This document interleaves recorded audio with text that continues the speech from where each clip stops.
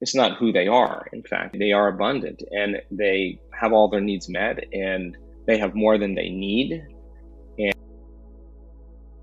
Hello and welcome to the Pacific Channel, where you learn about the law of attraction, how to manifest anything you want, meditation, and more. In today's video, Dr. Joe Dispenza talks about two very important things. One of them is this concept about how creation works, and the other is about worthiness. But the first one is from the statement that he makes, which is, we create from the concept of lack. Now, what he means by that is that we create from the contrast that we experience in our lives, right? Without contrast, there would be no photograph. Without the contrast in your life, there would be no creation. So what does that really mean? What it means is that whenever you have a bad experience in life, you not only become more clear as to what it is that you do want, but also you shoot off these powerful rockets of desire out into the universe for what you want to come to you. Now, the only trick to it is that you can't stay in the old vibration. You can't stay in that old personal reality. You have to become a vibrational match to the new world, to the new person who you are, and a vibrational match to the things that you want, right? So I'm going to let Dr. Joe explain that a little bit more, and we'll talk about it too. But the other thing that he talks about is this concept of worthiness, right? What I really like about how Dr. Joe explains this is that most authors or most spiritual gurus would say worthiness is a feeling, right? How do you feel? Do you feel worthy of receiving what it is that you want from the universe?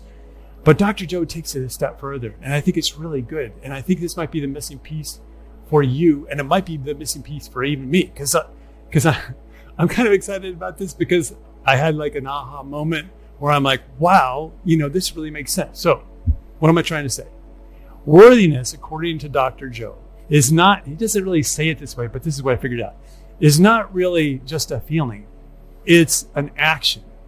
Okay, so I'm going to let him explain it to you, and then we'll come back and we'll discuss it more. But without further delay, let's listen to Dr. Joe. In looking at some of the data from San Diego, and when you hear a scientist tell you that the data is mind-blowing, you know that something really exciting is happening. And we did the largest microbiome study that's ever been done. And of course, many of you know the microbiome, there's more cells in your body than that make up your body. So we're hosting living organisms in a sense, and they're hosting us in a sense as well.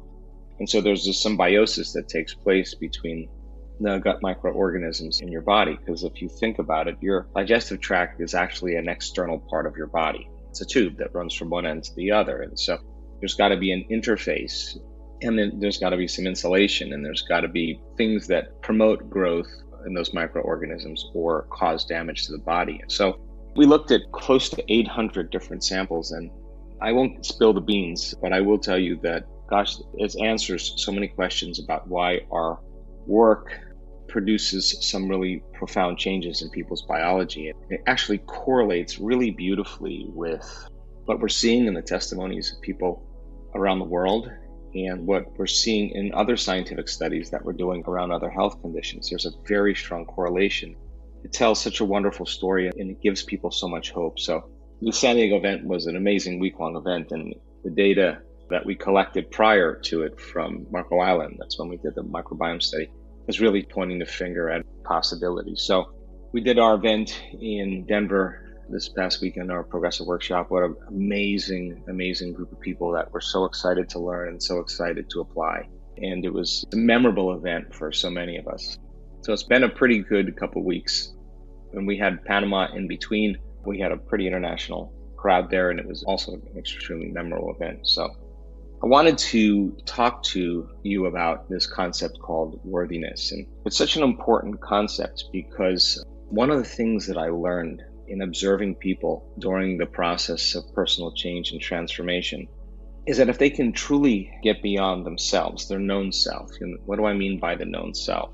The known self is the self that you know that thinks certain ways and acts certain ways and feels certain ways about things and perceives, reality through that identity, right?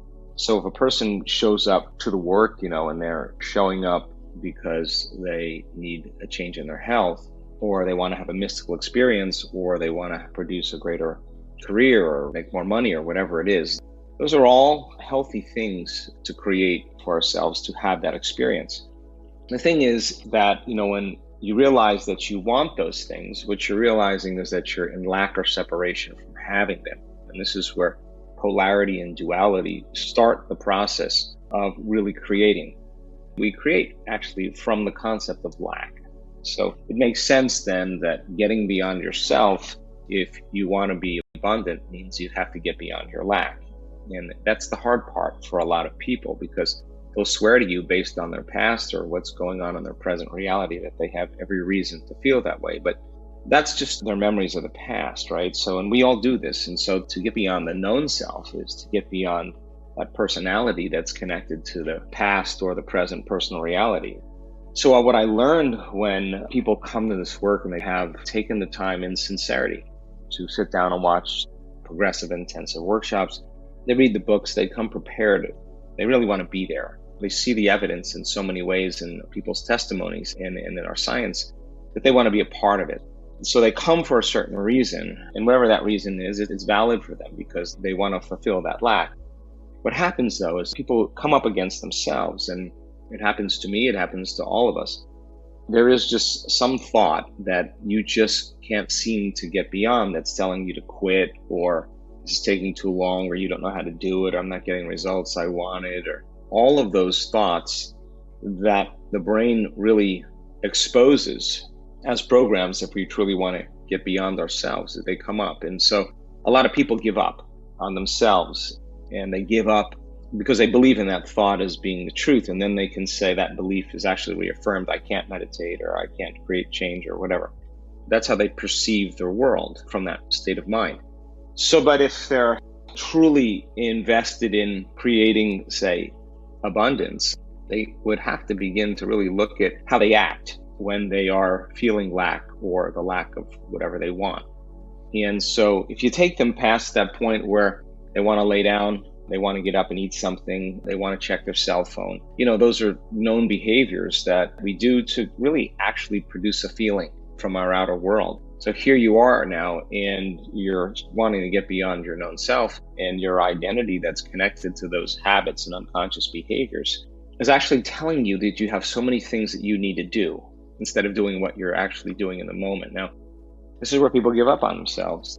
They stop their meditation, or they stop their process of personal change, and they default back to the old self, and they find people that actually act the same way, just so that they feel like it's okay to be where they're at, and they shrink back into mediocrity. But the person who actually sits through those impulsive habits is actually executing a level of energy, a level of will that's greater than that unconscious program, that unconscious habit, and that's a restraining process.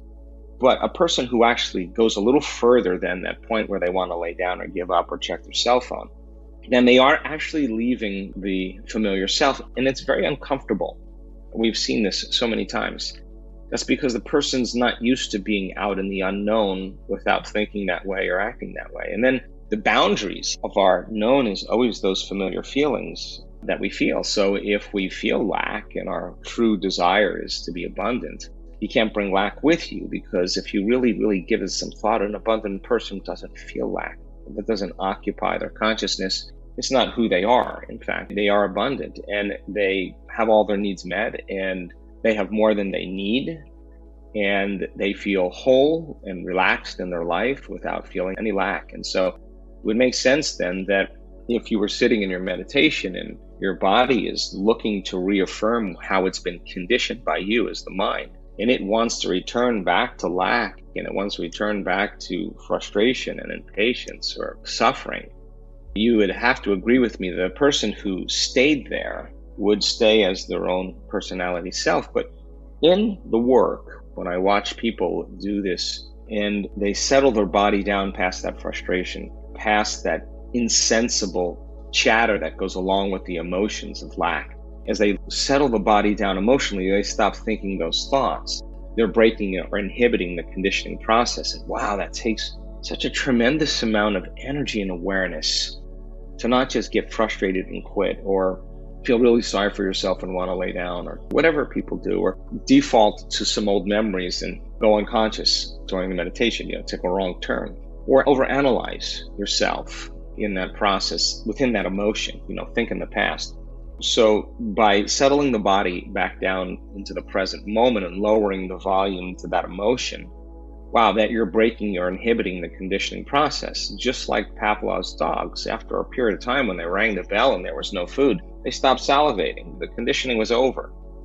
And it takes that inhibition process. It's exactly what's happening. The stimulus is not producing the response, or the response is not activating the stimulus to produce the same response. So you're inhibiting that cycle. And I see people who actually sit through the fire of that agitation and that impatience and a lot of those emotions, and they're curious what's on the other side, or they really understand that they would have to master that if they wanted to be abundant, and that every time they did it, it was a victory, and they weren't failing, and they weren't feeling like they were doing it wrong. Then on some level, then the person who doesn't take the time to overcome themselves really doesn't feel worthy, because on some level they talk themselves out of the work, or they've talked themselves out of the act, or they talk themselves into a different belief that it's not possible.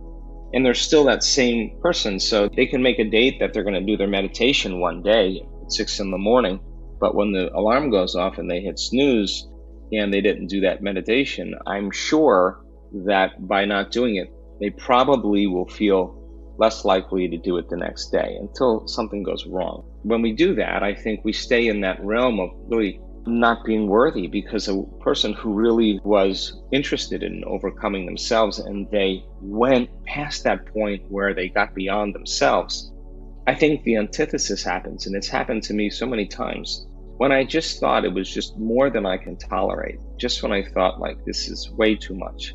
I just kept doing that process a little bit further, and it was no longer about the abundance or whatever it is, the mystical experience for me, the mystical experience, when it was no longer about that. When it was just about me going through the steps without breaking my attention.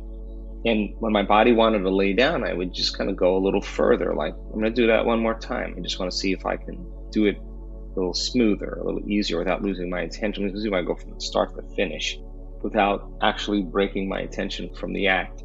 Well, when I finally got from one point to the other and I felt really good about it, I felt really worthy, I would always say to myself, God, that was so worth it. It was so worth that I went a little further. And I don't know if you keep saying that was so worth it, I think in time, you feel so worthy that you went a little further, that you overcame yourself, that you executed well, that you kind of relax and you feel worthy to receive. And I see this so many times when people in this community get together, and again, first couple days they're disentangling from those programs and they're showing up a lot of times because everybody else is showing up. That's the enormous power in community. The flock is getting together, the herd is lining up, we're social creatures. Everybody's overcoming themselves, and a lot of times nobody is going to lay down because nobody else is laying down, and we're becoming those flocks of birds in schools.